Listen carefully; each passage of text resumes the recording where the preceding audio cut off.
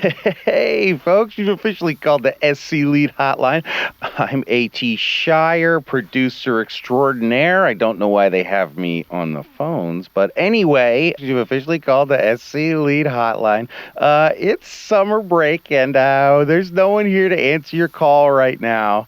So if you have anything about outstanding bills or anything like that, just go ahead, leave your name and number. And if you're Gavin and you're calling from Europe and you're looking to do your voiceover for the episode, go ahead and do it right after the beep, right here. Okay, thanks, folks.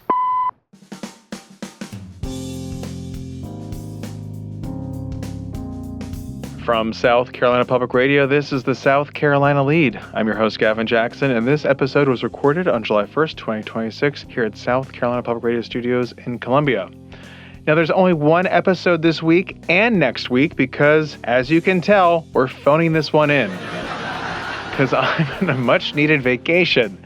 Oh, and today is also my 40th birthday if you're listening on July 8th. Happy birthday! How exciting. Yes, quite a 40-year-old with a podcast. Wow. No. Anyway, we continue to look at America's 250th birthday. And on this episode of The Lead, we bring you part one of Pulitzer Prize winning author Jon Meacham's recent speech and conversation at the two-day Revolutionary Ideas Symposium at Dock Street Theater in Charleston on June 25th, 2026. And we'll go ahead and kick this off now with Meacham's speech there at Dock Street. AT's favorite place. Thank you all very much. It's an act of ecumenical grace for South Carolinians to allow a Tennessean to come. So we're very grateful. We're still fighting over Andrew Jackson.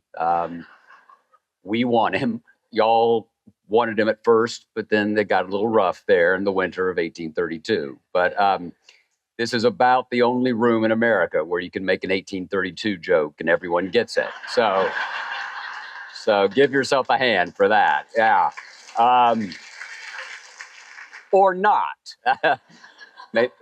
Usually at this hour, I'm at assisted living facilities, right between Murder, She Wrote and Jeopardy. They slot me in. So this is like American Bandstand. I'm hugely grateful. That was a generous introduction. I'm reminded, I guess it was 15 years ago now. I was at the Washington Mall at the National Book Festival. And I was on my way at that point to give my talk about Andrew Jackson. And a woman ran up to me, which doesn't happen enough, or ever, actually. And those who could run up to me can't run anymore. So that's the essence of tragedy. But I was on my way, and this woman comes up. She says, "Oh, my God, it's you." And I said, "Yes, existentially speaking, that's hard to argue with." And as I said, I live in Tennessee, so I have to leave the state to use existential as an adverb. So y'all don't get cocky. But she said, "Your books have meant so much to me. My family loves them. Will you wait right here? I'm going to go buy your new book and have you sign it." And I said, "Yes, ma'am." And hand to God, she brought back John Grisham's later.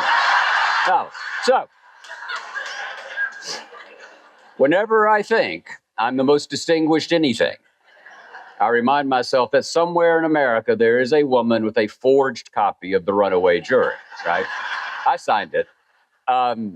If you'll indulge me, there's a second part of that story, which is also true. At that point, I was writing a biography of George Herbert Walker Bush. It was a great honor. He threw open the doors. He gave me his diaries. It took me 17 years. It was supposed to be posthumous, but the son of a bitch wouldn't die. I'd bring it up. I'd say, "Mr. President, I got to wait till you die." He said, "Not going to do it." Dana Carvey once said the key to doing the old man's voice was Mr. Rogers trying to be John Wayne. It's a perfect description. But I was on my way to Maine to see the Bushes. And Bush World was like a WASP Disneyland, right? The Oak Ridge Boys would be playing golf with Gorbachev. Billy Graham would be trying to make the Keurig work. I mean, it was a very strange world. But for some reason, it was just the three of us at lunch the day after I was mistaken for John Grisham. And I told the story. And I will confess to you, it was an entirely transparent attempt to get either the former president or the former first lady to say, "Oh, you're so much more important than John Grisham," right? That's what I wanted. So I had cast the fly out on the water, and and Barbara Bush looks across the table and says, "Well, how do you think poor John Grisham would feel? You know, he's a very handsome man." So it was a rough weekend. I am honored to be with you. I'm delighted you all are here. I salute what Charleston and what South Carolina are doing. You know, there's a difference between celebration and commemoration. And this is not a particularly celebratory moment in American public life. Even if you're on the incumbent administration side, part of the reason you're on the incumbent administration side is because you like the fight, right? You like to feel as though you are in a political arena in which we don't see each other as rivals and opponents, which is fine. That's what we're supposed to do. But we see each other as enemies. You can negotiate with rivals and opponents. You can have a match with rivals and opponents, reach a result, respect the result, and then do it all again. Right? That's what the Constitution creates in terms of politics. It's not supposed to be the Hobbesian war of all against all. And so even if you're very happy with what's unfolding in the country, and I'd like to meet you if you are, and I promise I'm not going to make a reflecting pool joke, but I'm not sure I can keep that promise. So bear with me if we come to that. And if you're on the other side, which is where 51% of the country at least is, you're not really in a mood to celebrate. But we can be in a humor too, and I would even argue that we have a duty to commemorate what unfolded in Philadelphia 250 years ago. Because to commemorate is an act of remembrance. And remembrance is not a passive activity.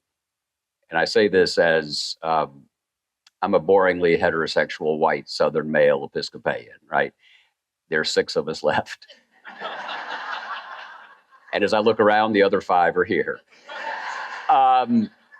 Where remembrance is an act of agency. When Moses said to the people of Israel in his final song, "Remember the days of old, remember the years of many generations. Ask thy father, and he will tell thee, thy elders, and they will show thee." He was talking about revivifying the past, not looking back in nostalgia, not looking back in sentiment, but recovering an act of rescue and redemption. The most obeyed commandment, arguably in human history, is do this in remembrance of me. And the act of this, the sacrament in the Christian tradition, as in other traditions, is not to make something old and to look at it because it's old, but to make something new. And that's what history can do. And my firm belief is that, as Winston Churchill said, you can always count on the Americans to do the right thing once we have exhausted every other possibility, right? It's absolutely right. And I'm now going to tell you the one story you will remember that has nothing to do with what we're talking about, but it's the only thing you'll remember from our time together. There's a wonderful story about Winston Churchill in the men's room of the House of Commons one day. And he's standing at the trough, and Clement Attlee, the Labor socialist prime minister, comes in and stands next to Churchill. And Churchill steps away. And Attlee looks at him and says, "Winston, are you feeling standoffish today?" And Churchill says, "No, it's just that every time you see something big, you want to nationalize it." Now, no significance, no relevance, nothing. That's just a freebie. We, in extremis, often at the last moment, often in spite of our darker and more selfish impulses, we have, in fact, done the right thing. And my God, it's been a close call.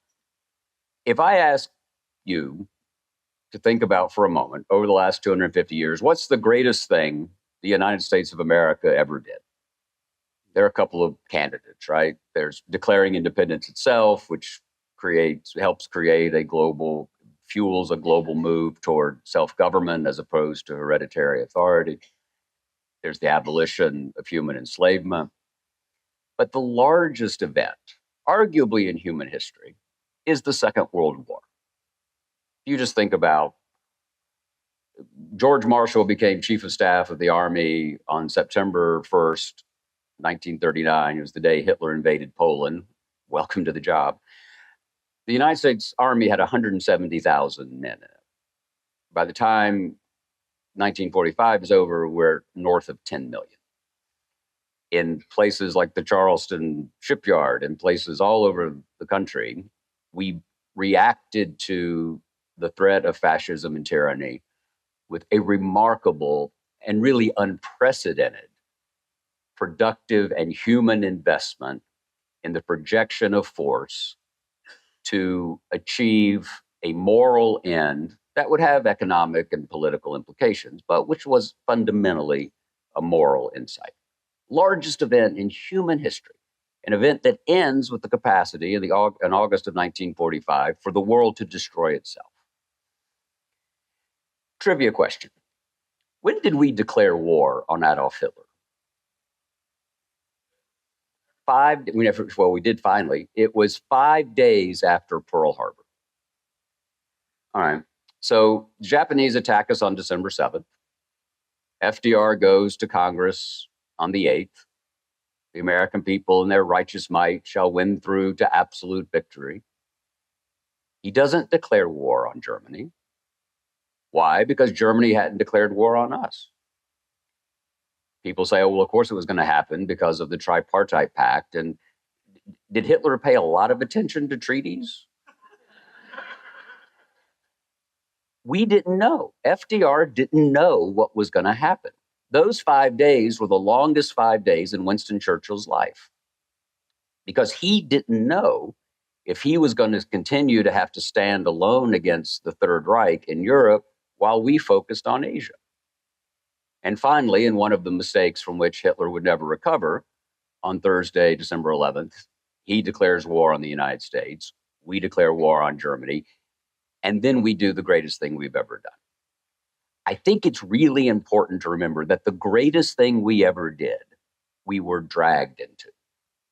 Not so that you and I can somehow feel superior to the past, as if, well, if we had been there, we would, of course, in 1940, we would have told Lindbergh, no, we're not going to be isolationist. We shall march forward, because we probably wouldn't have, because we're not any better. But importantly, we're not any worse than the people in the past. And I think that's a vital insight in a season of commemoration. It is a sin to despair. We have come too far. People have bled and died so that you and I could gather in a beautiful place like this to talk about important things in an era where democratic capitalism continues, for all of its imperfections, to create the means for us to live lives of prosperity and purpose. And I, for one, decline to surrender that experiment to cable news and social media algorithms.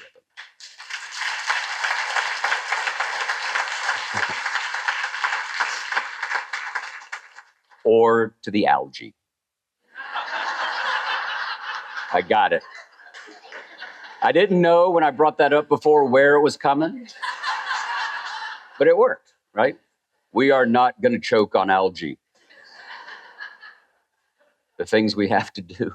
But I mean it. We just, John Lewis, Rosa Parks, the men of Normandy, sorry to mention this in South Carolina, of Gettysburg. All right. Andrew Jackson standing against South Carolina that wanted the means of secession 30 years before we had enough time to create what Lincoln would call the mystic chords of memory. The Patriots, who had 30% of the country against them, of the British North America, We didn't even begin united.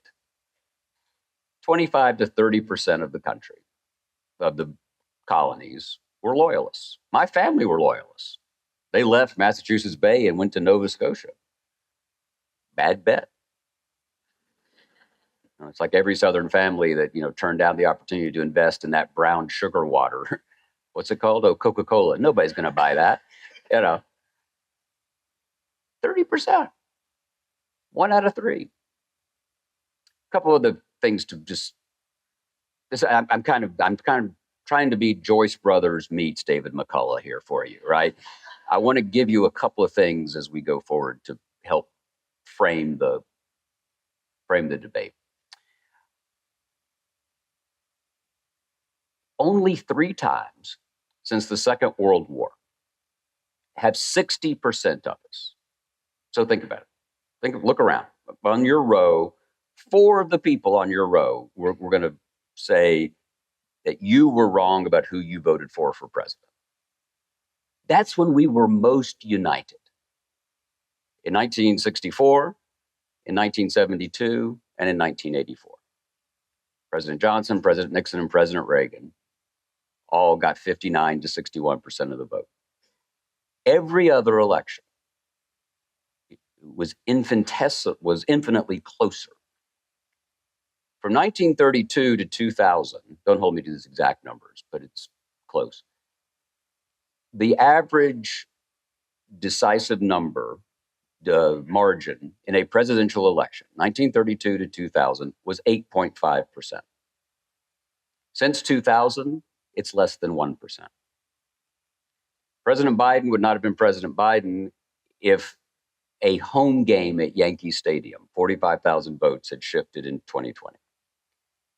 Vice President Harris would be President Harris if a home stand at Yankee Stadium, 200,000 votes, had changed. These are not vast margins. And that should be empowering. It does mean that all of us matter. It means that our habits of heart and mind matter. It means that what we have learned again and again in a government based on the will of the people is that the will and whims and character of those people matters, and matters enormously. And this sounds as if I'm just sort of giving you, describing the wallpaper, but sometimes we have to describe the wallpaper. Because what we have learned anew in the last 10 years, 11 years, is that you can't write any law. You can't absolutely legislate your way to order and to liberty and to the fulfillment of that most important sentence ever originally rendered in English, the Declaration of Independence. There's a spirit of the laws. Montesquieu wrote about this. A lot of what's happened in the last 10 years or so, and we've all said, oh my God, how could that happen? Part of it is it happened because no one else, if anyone had thought to do it, they had decided not to. It shows our fragility, but it also shows our agency. It doesn't have to be this way. It's always going to be tense. There's always going to be the struggle. But it is a winnable one if we remember that the point of American democracy is both to win graciously and lose graciously. And if we can't do both, we can't make the system work. This is difficult. It's counterintuitive. Because I don't know about you all, but I much prefer winning. Right? Democracies are about give and take. It's a hell of a lot more fun to take than to give. See second chapter of Genesis. Apple told not to take it. We wanted it. We took it. Mayhem ensues. Right? It's counterintuitive. And let's be honest, what makes civil society and democracy work is our capacity to see each other as neighbors and to practice a kind of love of neighbor. And that's really difficult. you think about it, there's always a backstory to a commandment, right? If everybody had loved each other in ancient Israel, Jesus would not have had to say, love thy neighbor, right? You don't put up traffic signs if everyone's driving safely. Somebody was having sex with a goat in ancient Israel, or they wouldn't have thought to say, don't do it, right? And I will say, when I talk about neighbors, I know that you begin to think about Mr. Rogers' very small story about a very small category called great tweets. It's like French military victories in the 20th century. About a year ago, someone tweeted out that if Doris Kearns Goodwin and Mr. Rogers had had a one-night stand, I would have resulted. Which, yeah, I loved it. Doris was kind of upset. So she learned how to use her phone, and she called me. And it popped up, and I said, Mom. She said, that's not funny. This is a true story. This is a true story. And I said, why not? She said, I don't mind being your mother, but I don't want to be a floozy. And I said, sweetheart, he picked you up in the C-SPAN bar. It's fine. It's fine. It's fine. This is a moral undertaking. America is a moral undertaking.